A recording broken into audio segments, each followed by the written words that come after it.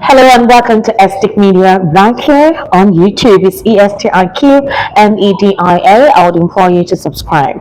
As usual, we're back again talking about what is going on within Nigeria. First of all, you do know that a lot has been happening. There's been a major reshuffle within the Secret Service, that is the NIA and of course the DSS. Now, what makes it quite controversial is the fact that for the NIA, Nigerians were surprised when the man said that it was due to family reasons. We know the culture in this part of the world is that any appointed government official in whatever capacity never tender their resignation. I mean, the positions are usually too juicy in terms of the benefits derived being in that position. But then it's quite surprising when the NIA DG said that, due to family reasons, he had to tender his resignation. And Nigerians were asking the question, what could have promulgated that act? And then, surprisingly, President Bola Ahmed Tinubu comes again, and then we hear that the DSS DG has resigned, or rather, as they say, was sacked. And of course, to follow that, we now saw a video on social media where persons were jubilating after his sack. And we're like, really? Was he that bad? Well, that's a very big question. Today on Estic Media, I actually will have an analyst with me. His name is Mr. Chukwuma. He's also an author talking about politics. Of course, when I'm speaking with him, he'll give you some details about that. So why don't you stay on, stay tuned, and make sure you become part of this conversation. All right, like I told you that again, I have a guest with me on Estic Media. His name is Mr. Chukwuma Okoro. Mr. Chukwuma Okoro is a journalist, a political author, also a commentator, and a public affairs analyst. Mr. Chukwuma Okoro, welcome to Estic Media. Thank you, sir. It's my pleasure to be here. Thank you for joining me today. Mr. Chukwuma Okoro is the author of The Future of Politics. I got that right? Future of Politics. So Nigeria Beyond this Republic. Wow. Already you telling me that. That's a futuristic prediction. Yes. Okay. Very futuristic. Incidentally, the book was authored in 2023, but it was released this year. Before it was released, more like 60% of the predictions have come true in less than 1 year. That is a serious understudy of the trend of Nigerian politics for you to have been able to give a prediction, which is already turning out now. Accurately. So, with your prediction in your book, is there hope for Nigeria, or is there hope for Nigerian politics? Of course, there's always hope if you do the right things. Okay, in that book you give recommendations. I give recommendations. For that's why I say the future of politics and Nigeria beyond this republic, because we need to survive beyond this republic. I meant prescriptions about political behavior, about what the government needs to do, and about what the citizens, especially the youths, need to do to move Nigeria forward. It's quite interesting because it's important for the youth to be very involved in politics. I recall the 2023 elections, I saw massive involvement of Nigerian youth, although quite a lot of them, their passion got quelled when their political party did not emerge victorious, but that kind of participation was worth it, and I hope that trend continues in future elections conducted in this part of the world. Mr. Chukwuma Okoro, again, welcome to Estic Media. So let's start off with the current reshuffling within the Nigerian secret sector. The first one was the National Intelligence Agency DG resigning. We saw an NTA reporter actually questioning him. He didn't really give us the details as to why he resigned. He said it was due to family problems. Nigerians were shocked when he actually said that. Then the second one was on Saturday evening, or was it on Sunday, when we heard that DSS Bichi had resigned, or he was sacked. Then we saw a video that circulated on social media of, the staff members within the DSS who were jubilating. Now, one thing you have to recall is that DSS Bichi has been in charge of that sector since 2018, and they say he was one involved in the extraordinary rendition of Maz Nnamdi Kanu. So let's come back home. Based on what we saw in the news as to what promulgated his sack, was the fact that emerged was Ribadu, that is the current NSA Director General, or the NSA boss, said that Ribadu feels Bichi has been sabotaging his coordinating efforts to carry out the marching order given by the president to rid the country of terrorists and kidnappers. Now, from what I can read from this phrase, basically what he's insinuating is that there is a possibility that Bichi was involved in a couple of underhanded activities that was obstructing the strategy to eradicate Boko Haram or any form of banditry, or to strategically look at how to counter the effect of these bandits. Could this be what Nuhu Ribadu was talking about? Esther, let me start from the fact that one resigned, and you said it's strange in Nigeria. But it's a good thing is happening now. History starts from a day. People are beginning to understand that, look, if I can no longer shoulder this responsibility, the best thing for me to do is to leave and give space for people who can do the job to do it. So I like the fact that, well, if I said he resigned on his own, he wants to go and attend to family problems and all of that. Whether he was pressured to resign or whether he was sacked, that is different. But we know that he resigned. And for somebody like Nuhu, the NSA, to come and make this kind of weighty statement, it should not be taken lightly. And if you try to put together recent events and things that happened in the past, you will not travel far to see that the statements could actually be true, because we have presidential directives given and they are flouted. Exactly. We see the police and the DSS and the president says, go and do this and that. And by the time the president turns his face, the police and the DSS, particularly the DSS, they do different things. And you see what happened. You saw what happened when the DSS and the police were struggling who will keep custody of Emefiele, a man who was undergoing investigation at the time. So when you put all these things together, it is easy to know that, look, what Ribadu has said could possibly be the reason why the man was aged out. And I think there's a disconnect there. Probably the man got wind of the fact that he will be sacked. He now quickly resigned. Are you referring to the NIA or DSS Bichi? I mean the Bichi of the man. Oh, really? Yes. I think they always know. Yes, they always have the president, in the government, if the president wants to save you, your reputation, your integrity, will just call you and ask you to resign. Yeah, but if they want to embarrass you, some people have been sacked while they were on air. Yeah. Yes. The ministers have been sacked during the military era. The person will be Beladia Abdullahi, former minister of sports. He was going to Egypt to represent Nigeria. He got there, they told him that he's no longer minister.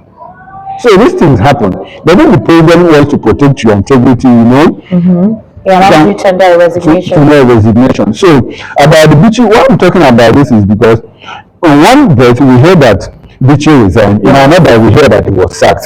So it is most likely that he got wind of the fact that he was quickly tendered his resignation. Bearing in mind that he's already having running battles with the NSA. Okay. So to make the NSA to come and squeal, like this is where the man was edged out.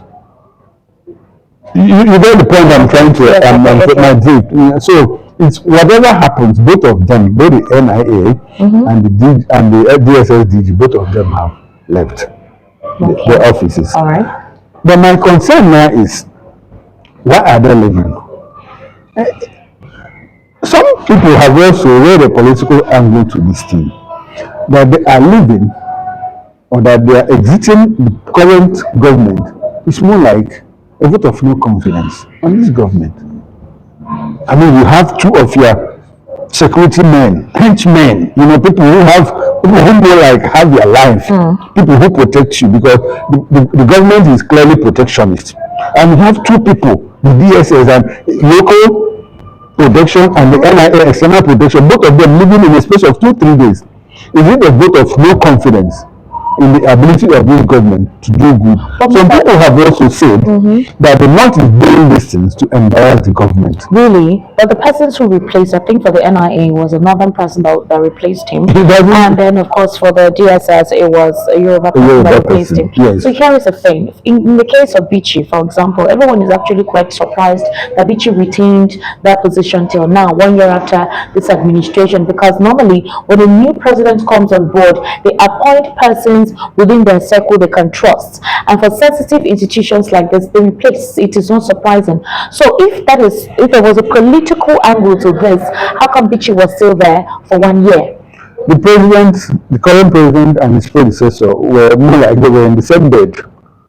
And they were in the same bed. If you look at the policies, the policy statement, the policy implementation, the policy directions and everything, they are almost the same thing.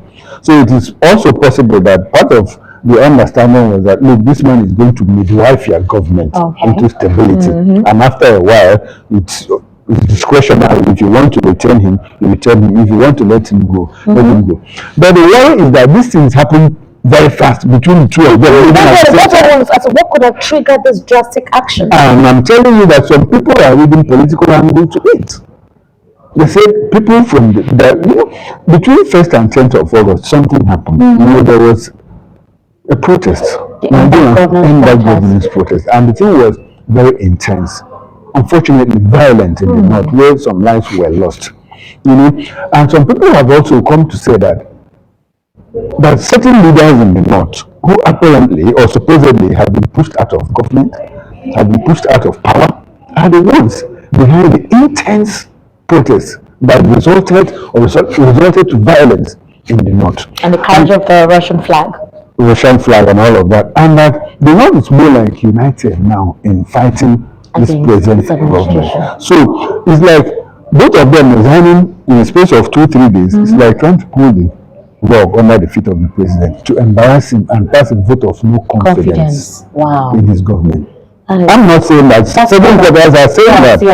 Yes. And if you begin to put 1 and 2 together within the political circle, you also begin to read relevance to this kind of opinions. But it's a developing story. It is. We are Nigerians. In a matter of time, you will understand what actually went under. All right, so in reaction to this, or rather in the same way into this particular situation, I'm sure you heard about the arrest of a whistleblower who is an investigative journalist. His name is PDOM Nigeria.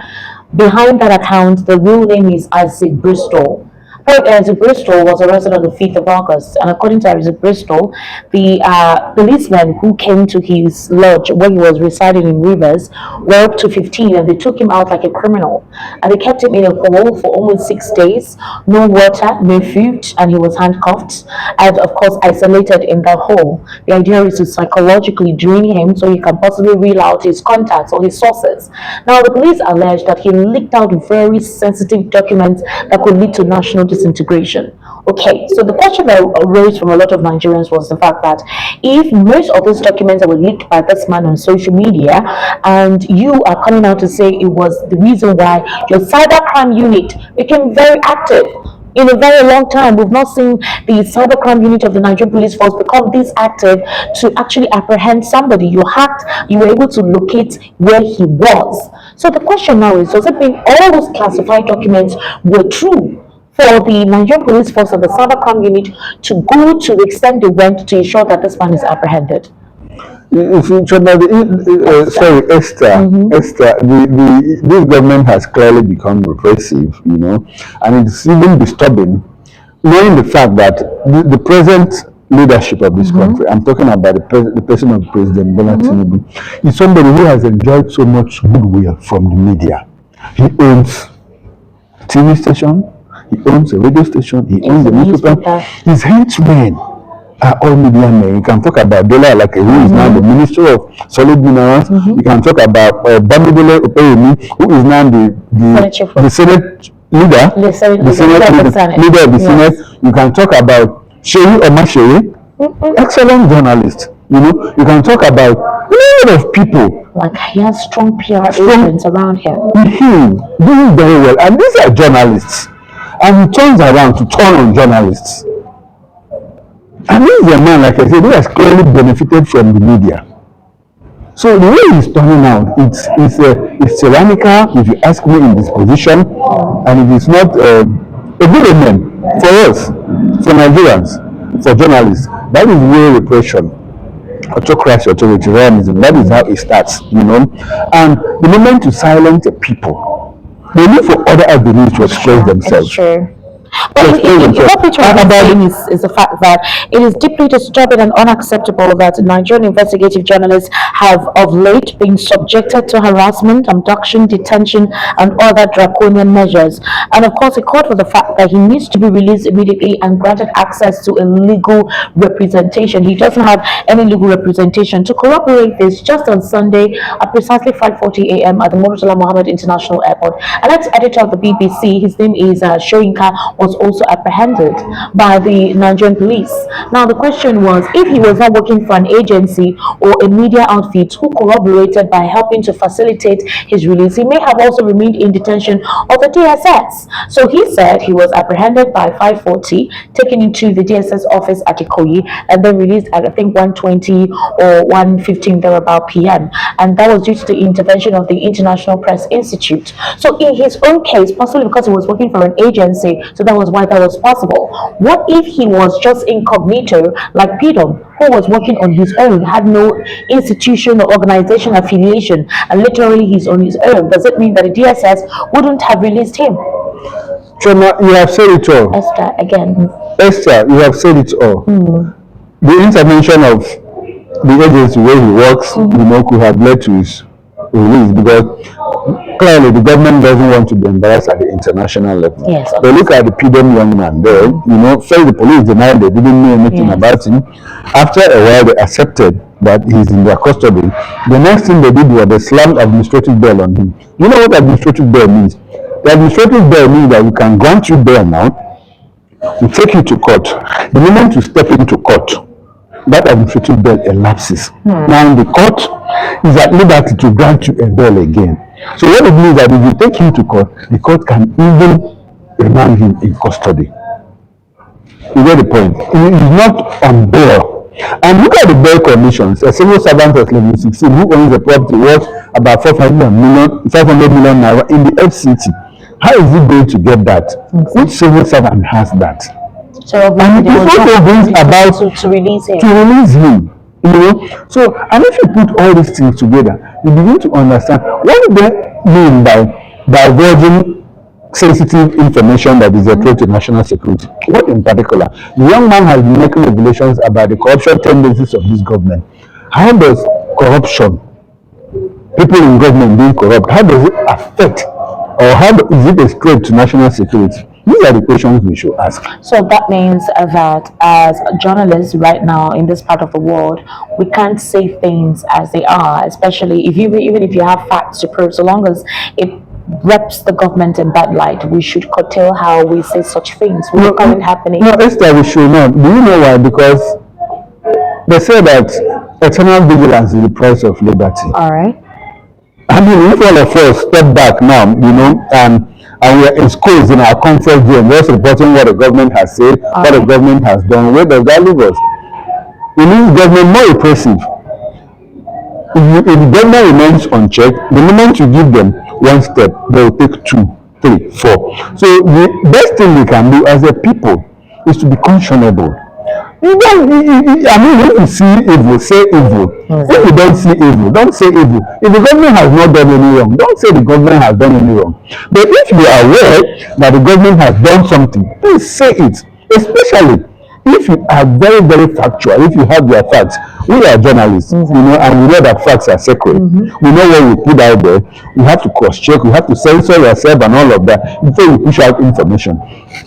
If government knows that what information people put out is incorrect, the best thing they can do is, come public and say what this young man said is not true. Also, we have had people in government, we have had presidential spokesmen, people like Bayo and that push out information against people, and at the end of the day, they are found to be incorrect. Have we arrested them? On the side, they have not been arrested. So it is it's like what you expect to give is what you should take also. All right, Mr. Chukwumakoro, thank you so much for coming on and stick me here. All right, for some of you that just watched this, I want to know what you think. What is your comment on this based on his angle as to how he's been able to explain on the circumstances that were reeled out right here? What should happen to the press? And then what does it mean we're no longer going to have whistleblowers anymore? Secondly, if at all you want to be a whistleblower, what's the right thing to do now, since it seems like it's unsafe for you to reside in this country? It means that you should not reside in Nigeria. However, with the current situation on ground, are we not supposed to be calling for transparency? If the government is transparent, there will be no need for whistleblowers that will be exposing the rots within the administration of government in practice. So what say you? Like, share, comment, be part of the conversation. Thank you.